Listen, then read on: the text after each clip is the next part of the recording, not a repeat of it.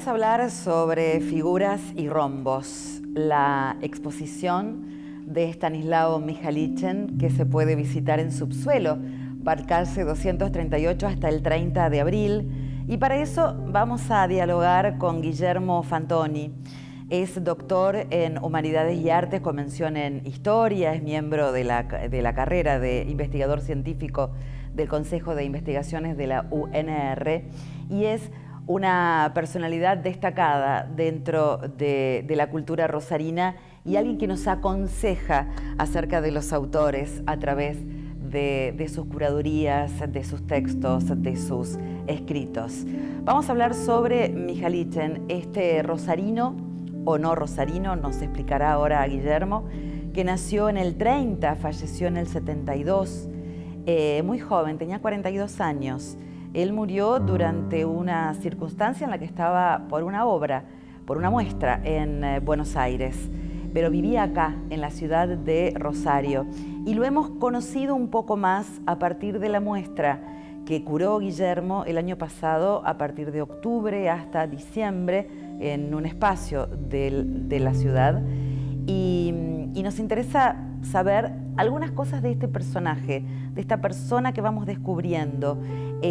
Alguna vez se habló de un eclipse o de un cono de sombra desde el 72, cuando él muere, y uno se pregunta por qué durante tanto tiempo no escuchamos hablar de la obra de Stanislao Michalichen. Guillermo, ¿cómo andás? Muy bien. ¿Qué ha pasado por ese cono de sombra o ese eclipse?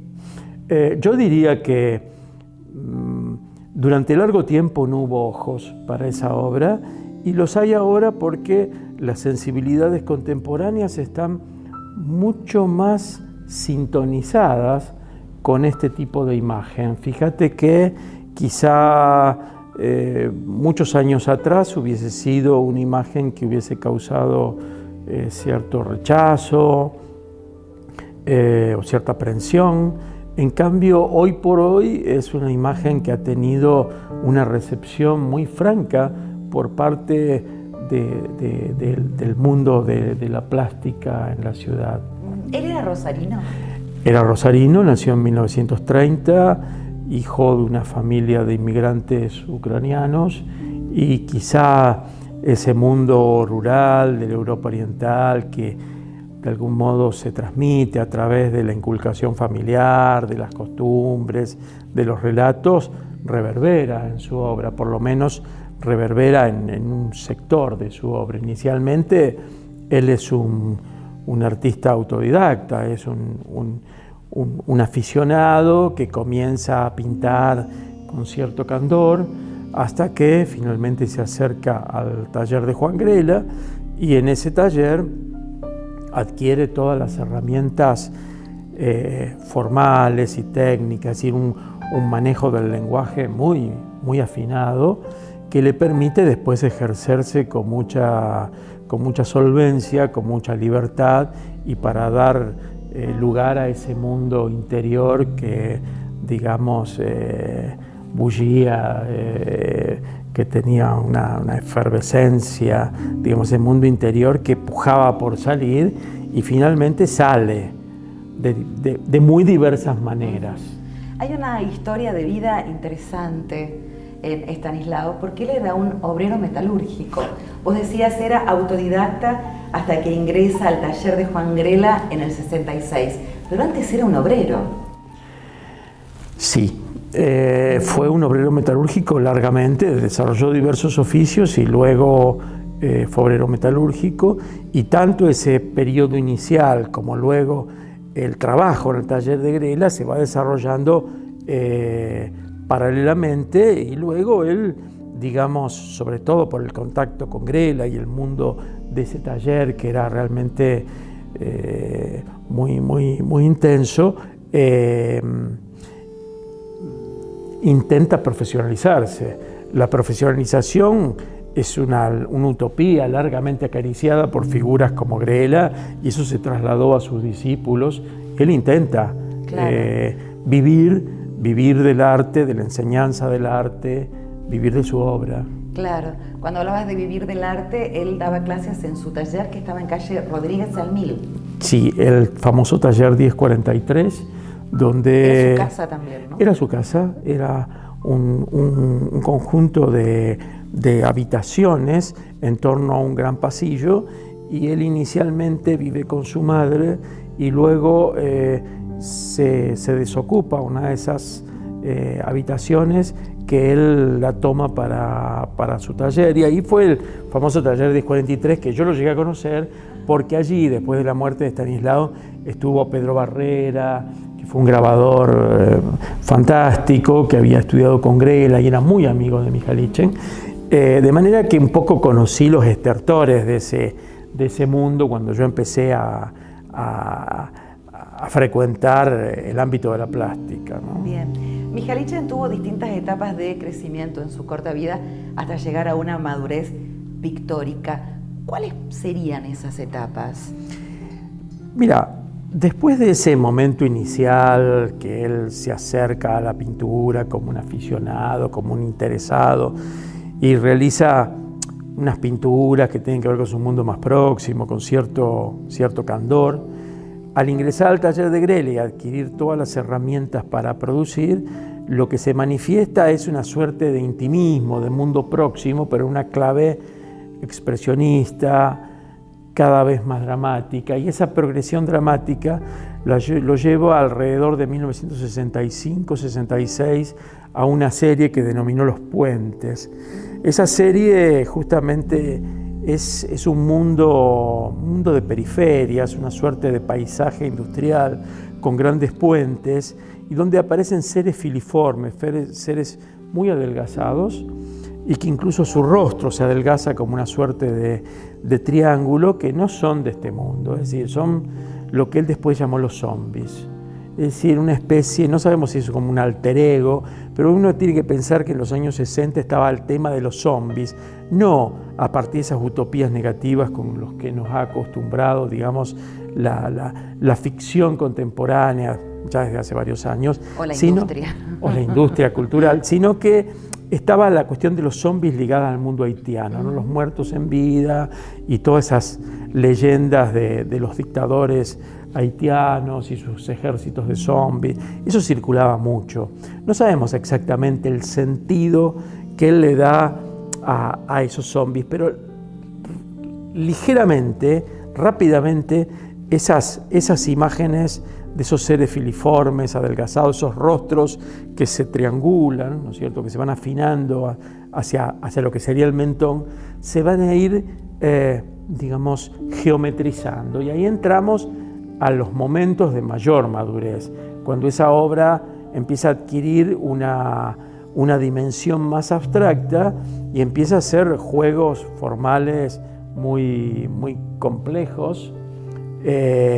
Y finalmente, después de esa geometría, que siempre es una geometría cargada de expresividad y dramatismo, llega una instancia final muy rara, donde él mezcla el sentido expresionista inicial con todos esos juegos compositivos y con toda esa síntesis, de manera que hay una combinación de elementos, por ejemplo, ópticos con elementos abstracto informales, algo que hoy nos sorprende, pero que en aquel momento era inadmisible.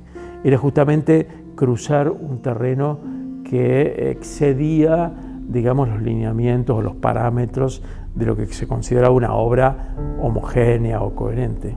¿Alguna vez hiciste una descripción acerca de las formas de representación del rostro que se ven en estos grabados, ¿no? ¿Cómo los podemos contar? Yo diría que el grabado prácticamente aparece como un correlato de la pintura, porque casi todas estas obras que aparecen en grabado tienen su correspondiente versión pictórica. Es una singularidad esto, que no lo he visto en otros artistas desarrollado de esta manera sistemática, casi como un programa iconográfico, es decir, aquello que se pinta se graba, o sea que tenés la versión pictórica y tenés la versión gráfica, que es una versión gráfica imbuida de pictoricidad, porque hay un color y hay una materialidad que, digamos, se acerca muchísimo a la pintura. ¿Se puede pensar en una mayor divulgación Sí, de la obra?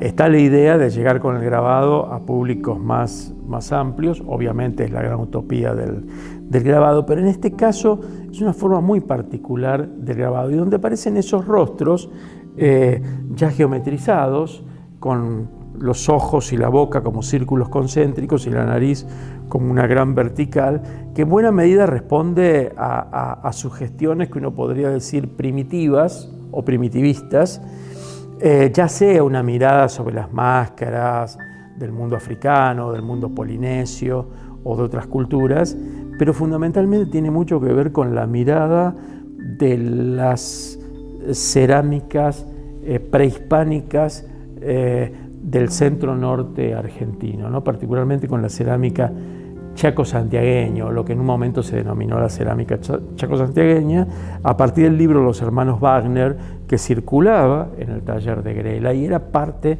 de lo que Grela, de alguna manera, proponía a sus estudiantes. Estas obras tienen algunas descripciones, anotaciones del autor, ¿no? Hablamos de tacos, de pruebas de artistas, de cantidad de copia. ¿Cómo podemos leerlas?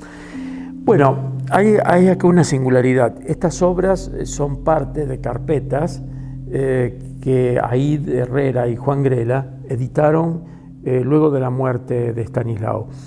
Y justamente apelaron a los grabados que existían, a los grabados que habían sido estampados por el artista y posiblemente ellos hayan estampado algún otro de taco original.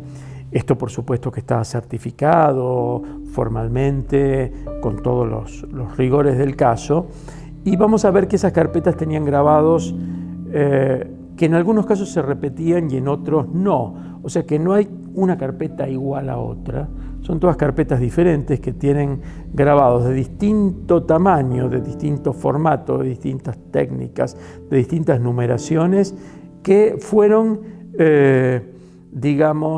colocados en un soporte más grande, que era una hoja de cartulina del mismo tamaño, que se repetía en todas las carpetas.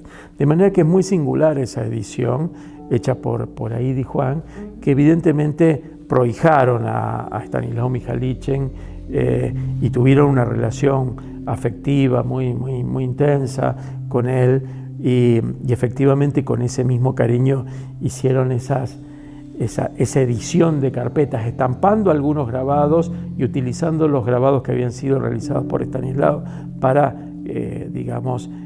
hacerlos circular después de la muerte del artista, ¿no? Tomando la muestra del 2018 y esta de Subsuelo, ¿qué perspectivas percibís para la obra de Estanislao, también dentro del circuito comercial, ¿no? Sí, bueno, evidentemente cuando yo planteé la muestra en OSDE era volver a reponer un artista en el ámbito de la plástica luego de muchos años de permanecer en un cono de sombra, de ahí el título Eclipse, que es el título de una obra muy significativa de fin de los años 60 y muy bella al mismo tiempo. Y es muy bello el nombre para una exposición. Y bueno, justamente me parece que a partir de ese hecho es muy positivo que se siga mostrando esta producción que es vasta, de Michalichen, y que la ciudad y las distintas generaciones puedan encontrarse o reencontrarse con la misma, ¿no? Bien, gracias Guillermo. Gracias a vos. Guillermo Fantoni nos enseñó y nos mostró distintas caras sobre esta muestra, figuras y rombos, las xilografías de Stanislao Michalichen, que se pueden visitar hasta el 30 de abril en Subsuelo.